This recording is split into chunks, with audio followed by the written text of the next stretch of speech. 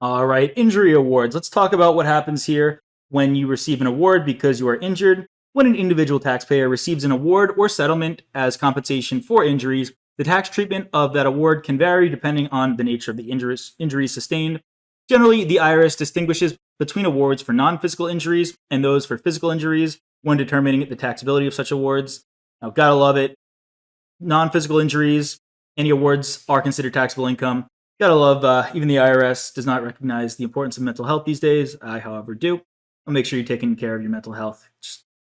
It would be wonderful if they could. Just like if we could have our gym memberships as deductions for our taxes, that would be great. That would very much, I think, incentivize a lot of people, or at least help people who are working out, trying to better themselves. But hey, therapy visits got.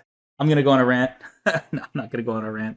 But I could about how all of these things for our health should be deductible. But hey, I'm not going to make any of these changes. They're not going to listen to me. So, any non physical injuries, if you get an award for emotional distress, discrimination, harassment, defamation, invasion of privacy, any of these things, if you have a lawsuit with a company that you were working for, they treated you wrong, and it's non physical injuries, unfortunately, that will be taxable income. Hey, I disagree with that, but help to change the rules if you feel so up to it.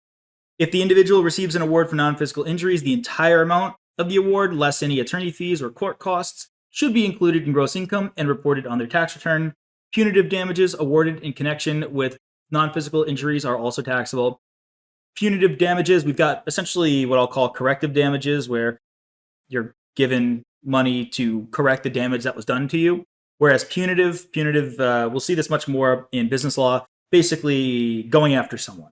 So let's say someone crashes your car and your car's value was $10,000. If they give you $10,000, that was just a corrective award. However, if the court wants to punish that person for crashing your car, any additional amount over what would set you back to your prior status, that would be punitive, punishing someone for what they did.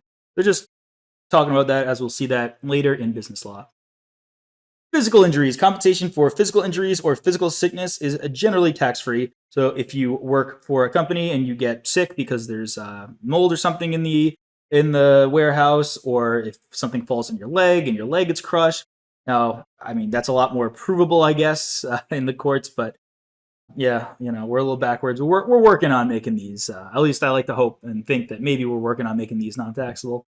This is going to be tax-free as long as the award is intended to make the individual whole again or to compensate for actual economic losses, such as medical expenses or lost wages, and pain and suffering related to the injury or illness. This tax-free treatment applies to both lump sum awards and periodic payments. This could be you settle in court with your old employer dealing with workers' comp, and you get a lump sum payment of $1 million, or if maybe they have to pay you $5,000 per month for the rest of your life. Either way, same situation.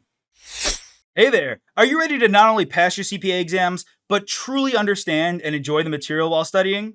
I know it seems impossible, right? Especially to enjoy the material?